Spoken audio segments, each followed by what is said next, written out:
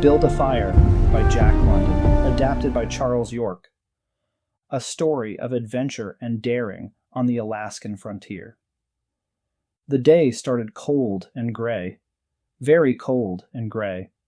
A man walked off the main Yukon Trail and climbed up a steep hill. He stopped at the top to catch his breath. It was 9 o'clock in the morning. There was no sun, not even a sign of one, though the sky was clear. The world seemed strangely dark.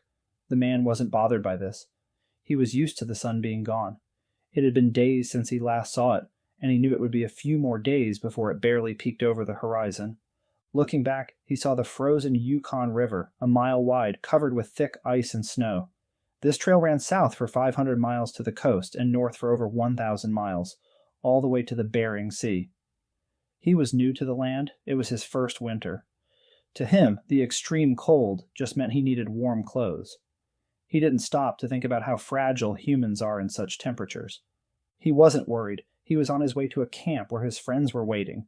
They had taken a different route, and he had chosen this path to explore the land for logs that might be useful in the spring, when they could float them down the river to send to the mill. He planned to reach camp by 6 o'clock, just after dark, where a warm fire and hot meal would be ready. His lunch, wrapped in a handkerchief, was tucked inside his jacket to keep it from freezing. He smiled at the thought of his biscuits soaked in bacon grease, with thick slices of bacon inside. The man moved forward through the trees. The trail was faint, covered by a fresh foot of snow. He was glad he wasn't pulling a sled. Even so, he noticed how bitterly cold it was.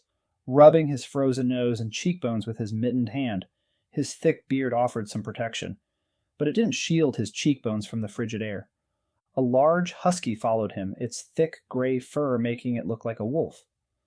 The dog was uneasy. It sensed the deadly cold in a way the man could not. It knew it was too cold to travel. It wanted fire, or a hole in the snow where it could curl up and stay warm. The man walked for hours, following the frozen creek, stopping only to check his watch. At 10 o'clock he calculated he was making 4 miles an hour. He planned to reach a fork in the creek by noon and eat lunch there.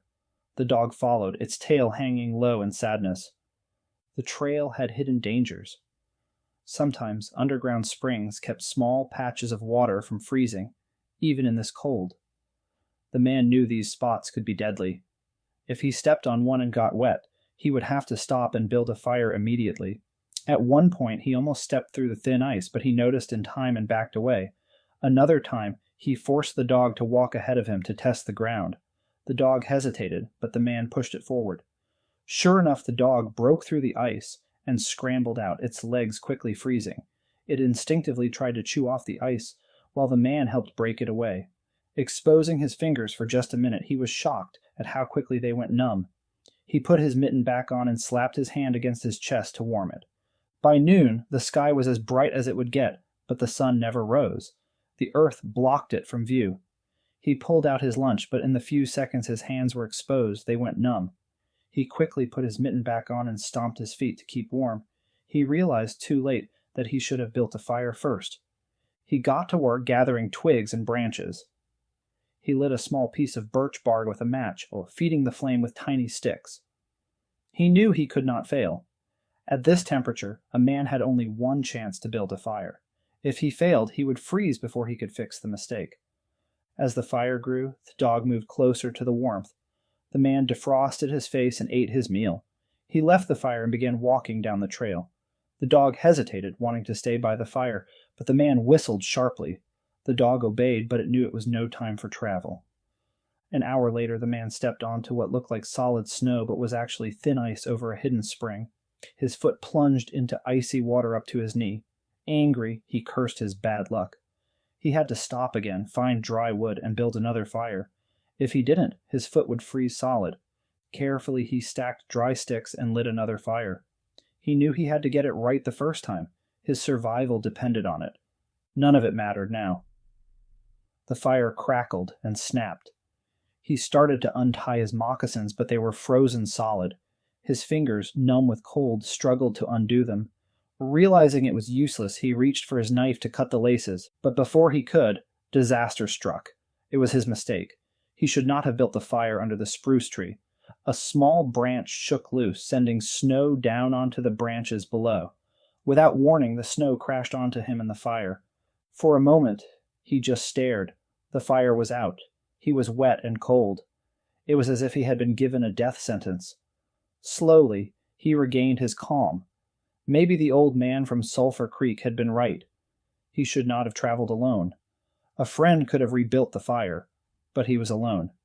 He had to try to build the fire again. He knew that even if he succeeded, his toes were likely already frozen. He did not waste time thinking. He cleared a new space for a fire, away from any trees. He gathered dry grasses and twigs, though his hands were too stiff to grip them properly. The dog watched him, waiting. It depended on him for warmth, and the fire was taking too long. When everything was ready, the man reached into his pocket for a piece of birch bark. He could hear it rustling but could not feel it. His fingers were too frozen to grasp it. Panic crept in, but he fought it back. The dog sat in the snow, warm in its thick fur, watching. The man envied the animal's natural warmth. At last he felt a painful tingling in his fingers. He took off one mitten and pulled out the birch bark. His fingers quickly grew numb again. He grabbed his matches, but they slipped from his frozen hands and fell into the snow. He tried to pick them up, but couldn't. His fingers no longer worked. He had to stay calm. Using both mittened hands, he scooped up the matches and brought them to his mouth. He used his teeth to pull one loose and struck it against his leg. It took many tries, but finally it lit. He held it to the bark. The match fell into the snow and went out. The old man from Sulphur Creek had been right. A man should not travel alone in such cold. Desperate, the man tore off his mittens and grasped the whole bunch of matches between his palms. He scraped them against his leg, and they all lit. The fire burned his hands, but he held on. At last, the bark caught fire. He added grass and twigs, but his shivering hands fumbled. A large piece of green moss fell on the fire, and as he tried to fix it, he knocked the tiny flames apart. Smoke rose for a moment, then faded. The fire was gone. He had failed. The dog, sitting in the snow, shifted its weight from one paw to another, eager for warmth. Watching the animal, a wild idea came to the man. He remembered a story of a man who had survived a blizzard by crawling inside the body of a dead animal. He could kill the dog and use its warmth to save his hands. He called the dog, but something in his voice made the animal wary. It sensed danger, its ears flattened, and it backed away. The man crawled toward it, but this only frightened the dog more. Finally he stood, pulling his mittens on with his teeth. His stance reassured the dog, and when he commanded it sharply, it came to him. As it got close, the man lunged, but his frozen fingers could not grasp. He had no strength, no feeling. The dog pulled away, and he realized with shock that he could not kill it. His hands were useless. He let go, and the dog ran off, watching him from a distance. He stared at his hands. They hung like weights at the ends of his arms. He swung them against his body, trying to feel something. Fear crept in. This was no longer about losing fingers or toes. This was life or death. He turned and ran, his only hope to reach the camp and the other men. The dog followed behind him. He ran blindly, feeling nothing beneath his feet. He stumbled, fell, and tried to rise, but couldn't. He sat in the snow, out of breath, and realized that he was no longer cold. A warm glow spread through him. It felt almost pleasant. But he knew what that meant. The freezing was reaching his core. If he stopped moving, he would die. Fear pushed him to run again, but his legs gave out, and he collapsed. He could not fight any more. He would meet death with dignity, he thought. As he sat, sleepiness washed over him. Freezing to death was not so bad. It felt peaceful, like falling asleep. He thought of the old man from Sulphur Creek, warm and safe by his fire. "You were right," he mumbled.